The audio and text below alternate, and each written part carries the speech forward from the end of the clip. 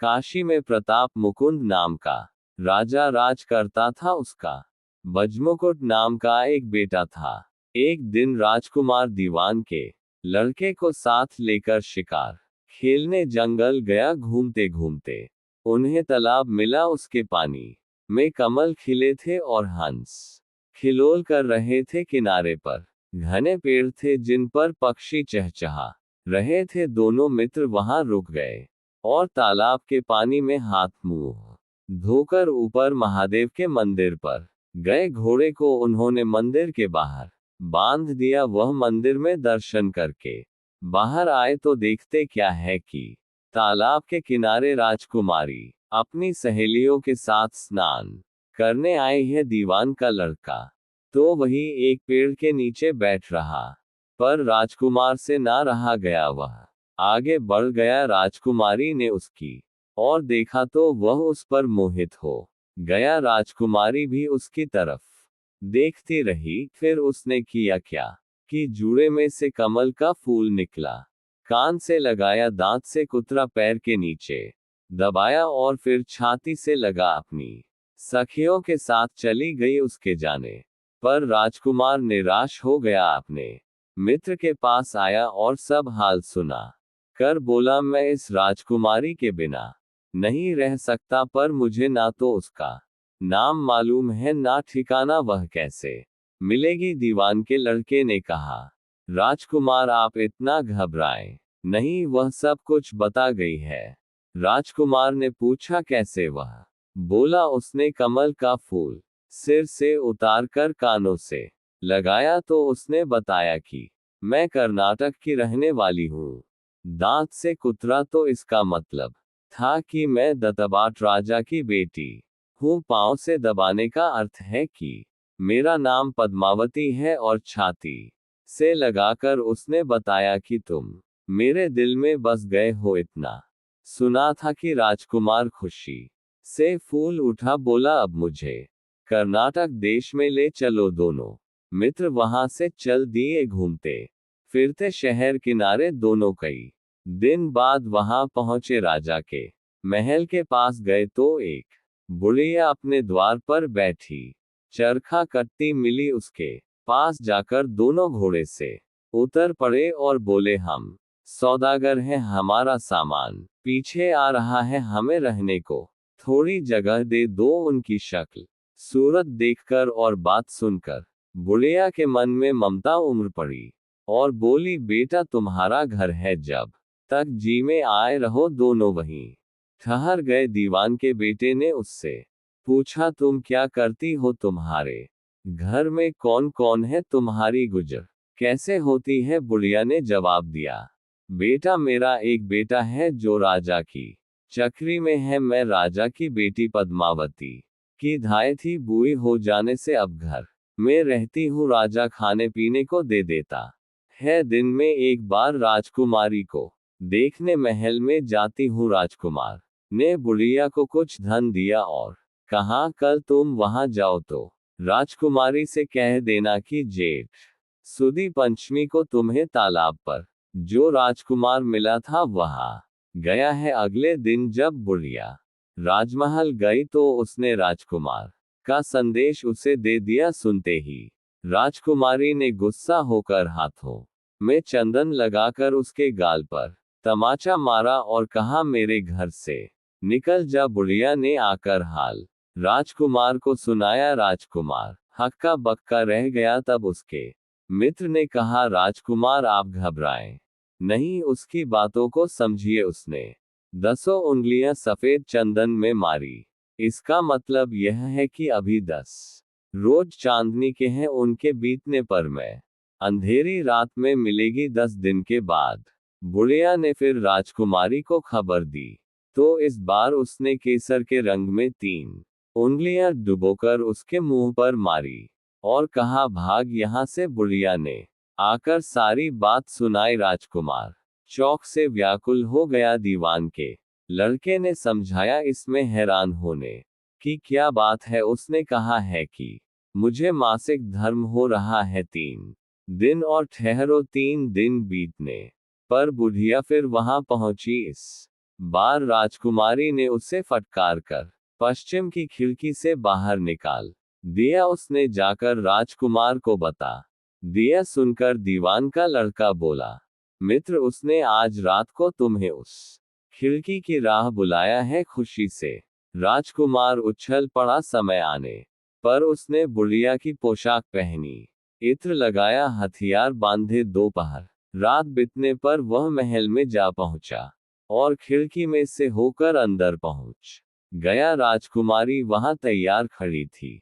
वह उसे भीतर ले गई। अंदर के हाल देखकर राजकुमार की आंखें खुली रह गई। एक से एक बढ़कर चीज थी।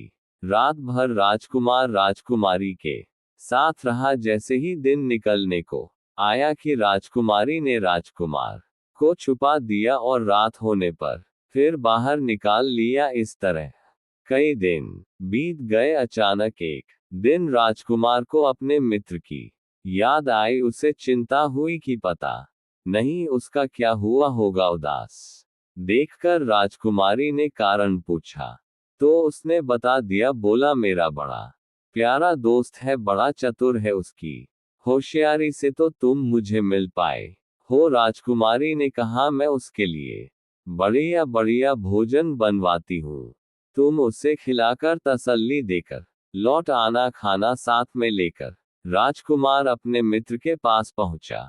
वे महीने भर से नहीं मिले थे। राजकुमार ने मिलने पर सारा हाल सुनाकर कहा कि राजकुमारी को मैं तुम्हारी चतुराई की सारी बातें बता दी हैं, तभी तो उसने ये भोजन बनाकर भेजा है। दीवान का लड़का सोच में पड़ गया। उसने कहा, ये तुमने अच्छा नहीं किया। राजकुमारी समझ गई कि जब तक मैं हूं और तुम्हें अपने बस में नहीं रख सकती, इसलिए उसने इस खाने में जहर मिलाकर भेजा है। ये कहकर दीवान का लड़के ने थाली में से एक लड्डू उठाकर कुत्ते के आगे डाल दिया। खाते ही कुत्ता मर गया। राजकुमार को बड़ा बुरा लगा। उसने कहा, ऐसी स्थिति से भगवान बचाए, मैं अब उसके पास नहीं जाऊंगा। दीवान का बेटा बोला, नहीं, अब ऐसा उपाय करना चाहिए जिससे हम उसे घर ले चले। आज रात को तुम वहां जाओ, जब राजकुमारी सो जाए तो उसकी बाएं जांघ पर त्रिशूल का निशाना बनाकर उसके गहने लेकर चले आना। राजकुमार ने ऐसा ही किया। उसके आने पर दीवान का बेटा उसे साथ लेकर योगी का भेष बनाकर मरघट में जा बैठा और राजकुमार से कहा, तुम ये गहने लेकर बाजार में बेच आयो, कोई पूछे तो कह देना कि मेरे गुरु के पास चलो और उसे यहाँ ले आना।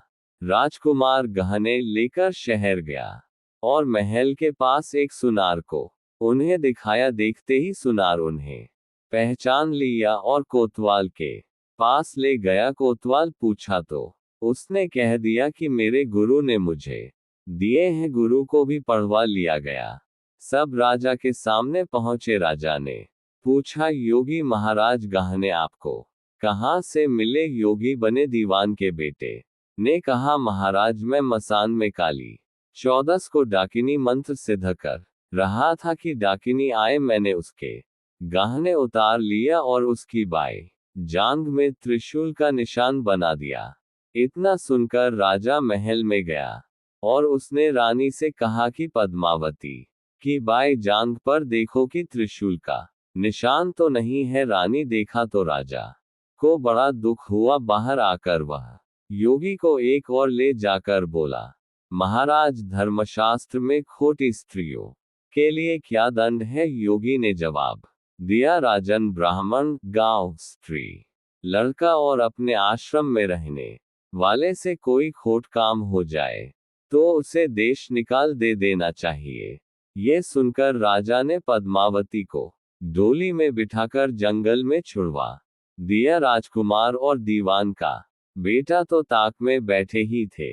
राजकुमारी को अकेली पाकर साथ लेकर अपने नगर में लौट आए और आनंद से रहने लगे। इतनी बात सुनकर बेताल बोला, राजन, ये बताओ कि पाप किसको लगा है? राजन ने कहा, पाप तो राजा को लगा। दीवान के बेटे ने अपने स्वामी का काम किया। कोतवाल ने राजा का कहना माना और राजकुमार ने अपना मनोरथ सिद्ध किया। राजा ने पाप किया जो बिना विचारे उसे देश निकाल दे दिया। राजा का इतना कहना था कि बेताल फिर उसी पेड़ पर जा लटका। राजा वापस गया और बेताल को लेकर चल दिया। बेताल बोला, राजन सुनो एक कहानी और सुनता हूँ। उससे पहले आप इस चैनल को सब्सक्राइब और लाइक अवश्य कर ले। धन्यवाद। गए अचानक एक दिन राजकुमार को अपने मित्र की याद आई। उसे चिंता हुई कि पता नहीं उसका क्या हुआ होगा। उदास देखकर राजकुमारी ने कारण पूछा तो उसने बता दिया। बोला, मेरा बड़ा प्यारा दोस्त है, बड़ा चतुर है, उसकी होशियारी से तो तुम मुझे मिल पाए हो। राजकुमारी ने कहा, मैं उसके लिए बढ़िया बढ़िया भोजन बनवाती हूँ, तुम उसे खिलाकर तसल्ली देकर लौट आना, खाना साथ में लेकर। राजकुमार अपने मित्र के पास पहुंचा। वे महीने भर से नहीं मिले थे। राजकुमार ने मिलने पर सारा हाल सुनाकर कहा कि राजकुमारी को मैं तुम्हारी चतुराई की सारी बातें बता दी हैं, तभी तो उसने ये भोजन बनाकर भेजा है। दीवान का लड़का सोच में पड़ गया। उसने कहा, ये तुमने अच्छा नहीं किया। राजकुमारी समझ गई कि जब तक मैं हूं और तुम्हें अपने बस में नहीं रख सकती, इसलिए उसने इस खाने में जहर मिलाकर भेजा है। ये कहकर दीवान का लड़के ने थाली में से एक लड्डू उठाकर कुत्ते के आगे डाल दिया। खाते ही कुत्ता मर गया। राजकुमार को बड़ा बुरा लगा। उसने कहा, ऐसी स्थिति से भगवान बचाए, मैं अब उसके पास नहीं जाऊंगा। दीवान का बेटा बोला, नहीं, अब ऐसा उपाय करना चाहिए जिससे हम उसे घर ले चले। आज रात को तुम वहां जाओ, जब राजकुमारी सो जाए तो उसकी बाएं जांघ पर त्रिशूल का निशाना बनाकर उसके गहने लेकर चले आना। राजकुमार ने ऐसा ही किया। उसके आने पर दीवान का बेटा उसे साथ लेकर योगी का भेष बनाकर मरघट में जा बैठा और राजकुमार से कहा, तुम ये गहने लेकर बाजार में बेच आयो, कोई पूछे तो कह देना कि मेरे गुरु के पास चलो और उसे यहाँ ले आना। राजकुमार गहने लेकर शहर गया और महल के पास एक सुनार को उन्हें दिखाया। देखते ही सुनार उन्हें पहचान लिया और कोतवाल के पास ले गया। कोतवाल पूछा तो उसने कह दिया कि मेरे गुरु ने मुझे दिए हैं। गुरु को भी पढ़वा लिया गया। सब राजा के सामने पहुंचे। राजा ने पूछा, योगी महाराज गहने आपको कहां से मिले? योगी बने दीवान के बेटे ने कहा, महाराज मैं मसान में काली 14 को डाकिनी मंत्र सिद्ध कर रहा था कि डाकिनी आए। मैंने उसके गहने उतार लिया और उसकी बाएं जांघ में त्रिशूल का निशान बना दिया। इतना सुनकर राजा महल में गया और उसने रानी से कहा कि पद्मावती की बाएं जांघ पर देखो कि त्रिशूल का निशान तो नहीं है। रानी देखा तो राजा को बड़ा दुख हुआ। बाहर आकर वह योगी को एक और ले जाकर बोला, महाराज धर्मशास्त्र में खोटी स्त्रियों के लिए क्या दंड है? योगी ने जवाब दिया, राजन ब्राह्मण, गांव, स्त्री, लड़का और अपने आश्रम में रहने वाले से कोई खोट काम हो जाए तो उसे देश निकाल दे देना चाहिए। ये सुनकर राजा ने पद्मावती को डोली में बिठाकर जंगल में छुड़वा दिया। राजकुमार और दीवान का बेटा तो ताक में बैठे ही थे। राजकुमारी को अकेली पाकर साथ लेकर अपने नगर में लौट आए और आनंद से रहने लगे। इतनी बात सुनकर बेताल बोला, राजन ये बताओ कि पाप किसको लगा है? राजन ने कहा, पाप तो राजा को लगा। दीवान के बेटे ने अपने स्वामी का काम किया। कोतवाल ने राजा का कहना माना और राजकुमार ने अपना मनोरथ सिद्ध किया। राजा ने पाप किया जो बिना विचारे उसे देश निकाल दे दिया। राजा का इतना कहना था कि बेताल फिर उसी पेड़ पर जा लटका। राजा वापस गया और बेताल को लेकर चल दिया। बेताल बोला, राजन सुनो एक कहानी और सुनता हूँ। उससे पहले आप इस चैनल को सब्सक्राइब और लाइक अवश्य कर ले। धन्यवाद।